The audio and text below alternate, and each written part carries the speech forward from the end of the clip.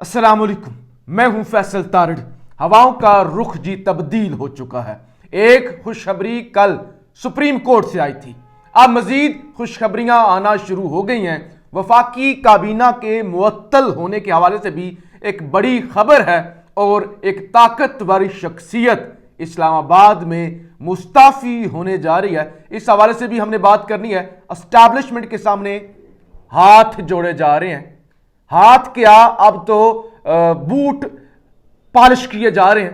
तरले और मिन्नतें उस नहज पर पहुंच गए हैं, उसके बावजूद अब मुक्तदर हल्के इस गंद के टोकरे को मजीद उठाने के लिए तैयार नहीं है। इत्तेहादी जमातें पीछे हट रही हैं। इस हवाले से भी हमने बात करनी है। मुकदमात बन भी रहे हैं और मुकदमात खारिज भी हो रहे हैं, लेकिन हुकूमत एक चीज पर तो अड़ चुकी है, बाजिद है, इलेक्शन हमने नहीं करवाने। गोली मार दें आप, नायल कर दें आप, जो करने आप करें, 14 मई को हम इलेक्शन नहीं करवाने जा रहे। और अरफान कादर मुशीर हैं, ये मावने खुसूसी हैं वजीर आजम के, इलेक्शन कमीशन के वकील थे। ये रात को उन्होंने कह दिया वसीम बादामी के शो में, उन्होंने कहा छोड़ दें, अगर 14 मई को उन्होंने कहा कि इलेक्शन हो गए ना तो मेरा नाम बदल दीजिएगा। जरा ये सुनिए।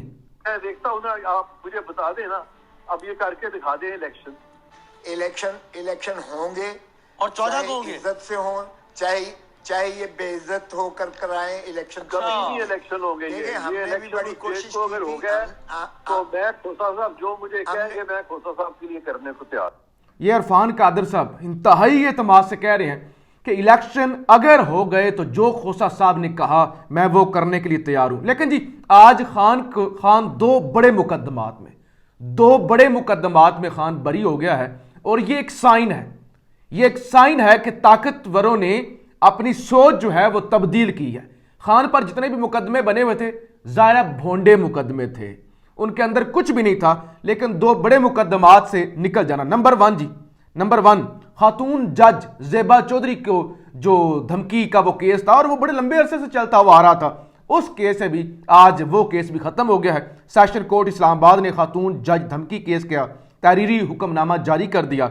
एडिशनल सेशन जज सिकंदर खान ने 2 सफ़ात पर मुश्तमिल तहरीरी फैसले में इमरान खान के नाकाबिले जमानत वारंट गिरफ्तारी कालअदम करार देने का हुक्म दे दिया।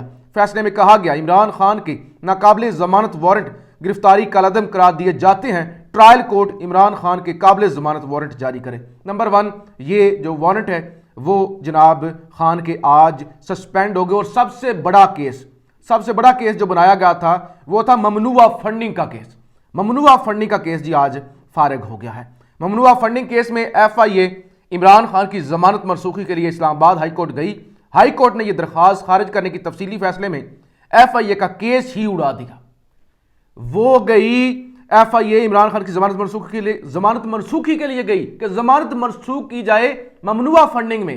अब उन्होंने ना सिर्फ, याद रखिए, इस्लामाबाद हाई कोर्ट जस्टिस आमर फारूक, जिन पर ये एक खास तरफ लगता है, इशारा जाता है कि उनका किन के साथ ताल्लुक है, उन्होंने केस ही उड़ा दिया।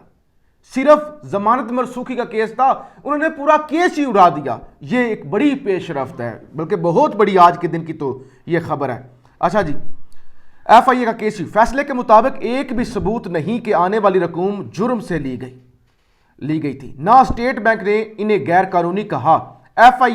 FR में लगाए इल्जामात का इमरान खान या तारिक शफी से ताल्लुक ही नहीं। फैसला उन्होंने कहा इमरान खान या तारिक शफी किसी से कोई ताल्लुक ही नहीं है और एक भी सबूत नहीं मिला जिसकी बुनियाद पर यह कहा जा सके कि ये जो पैसे हैं ये 2 नंबरी से आए हैं। अच्छा जी, इमरान खान ने तो किसी एक भी बैंक दस्तावेज पर दस्तखत नहीं किए। फैसला बैंक हुकाम से मुतल्लिक इख्तियार स्टेट बैंक का है जिसकी कोई कार्रवाई नहीं है। फैसला स्टेट बैंक ने ना इंक्वायरी की, ना ही PTI को वसूल ये ट्रांजैक्शन को गैर कानूनी डिक्लेयर किया। उन्होंने कहा जो स्टेट बैंक ने तो नहीं कहा कि ये गैर कानूनी पैसे थे।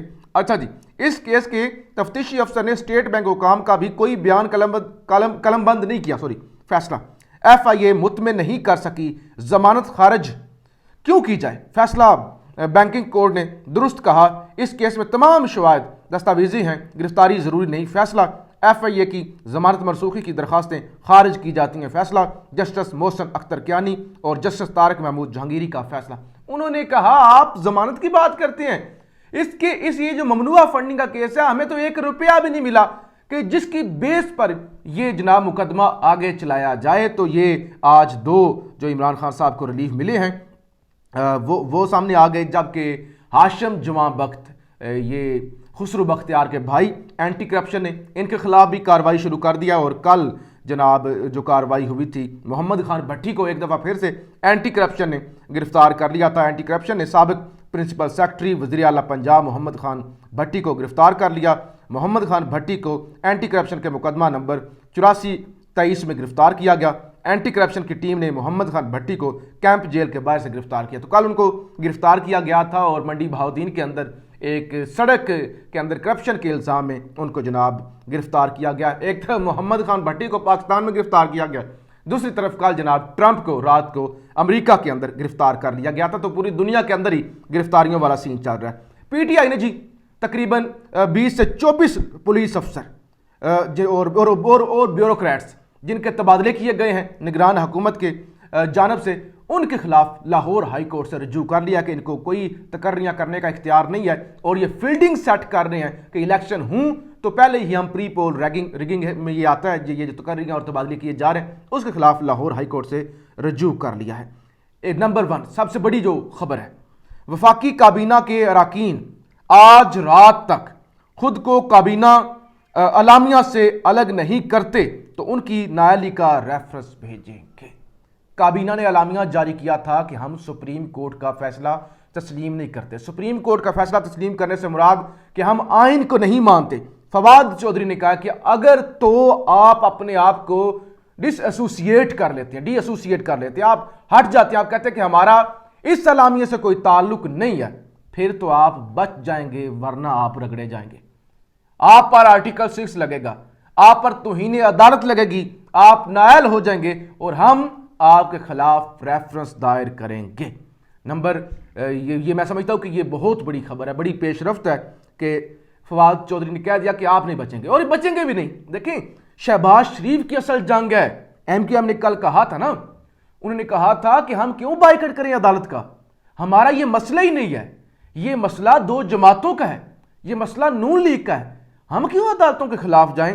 تو امید ہے جو کابینہ کے اندر جو مختلف جماعتوں کے لوگ بیٹھے ہوئے ہیں وہ سپریم کورٹ کے خلاف نہیں جائیں گے۔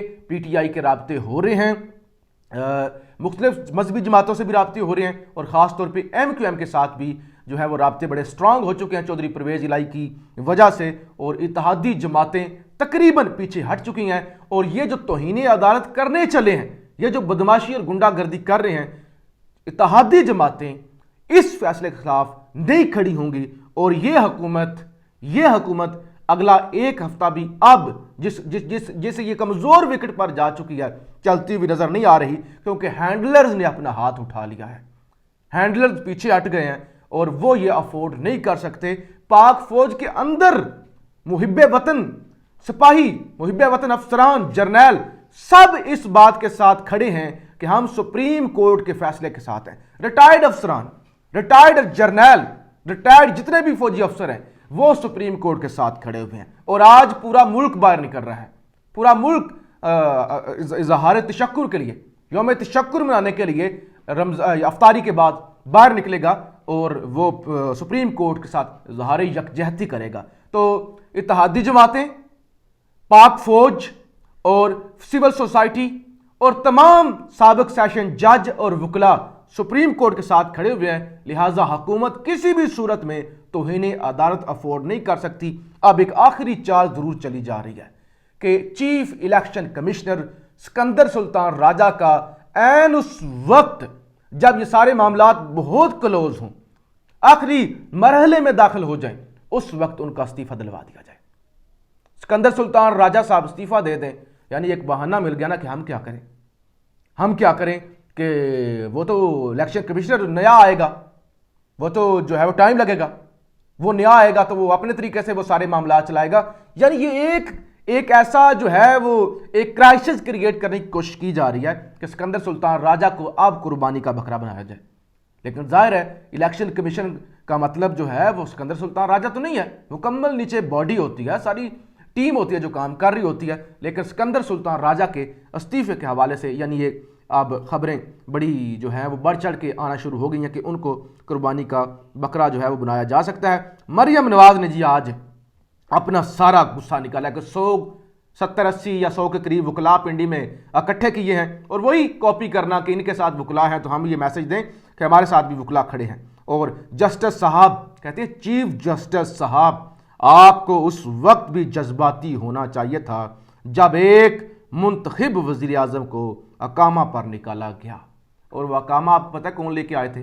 جنرل سید عاصم منیر شاہ، موجودہ آرمی چیف۔ اب ان پہ بھی تنقید کریں، یعنی وہ اب جیسے کل نواز شریف نے کہا کہ ہمیں تو سیسیلین مافیا کہا گیا، ہمیں تو سیسیلین مافیا کہا گیا، ہمیں تو گاڈ فادر کہا گیا، اور ڈکٹیٹروں کو تو نظریہ ضرورت کے تحت جو ہے وہ ٹائم دیا گیا، ہمیں بھی دیا جائے۔ تو لہٰذا وہ آخری چیخیں جو ہیں وہ اس وقت شروع ہو چکی ہیں۔ فضل الرحمان کی بھی سپریم کورٹ نے الیکشن شیڈول جاری کیا ہے تو نتائج کا اعلان بھی کر دیتی حافظ احمد اللہ کہتے ہیں کہ نتائج بھی وہی کر دیں۔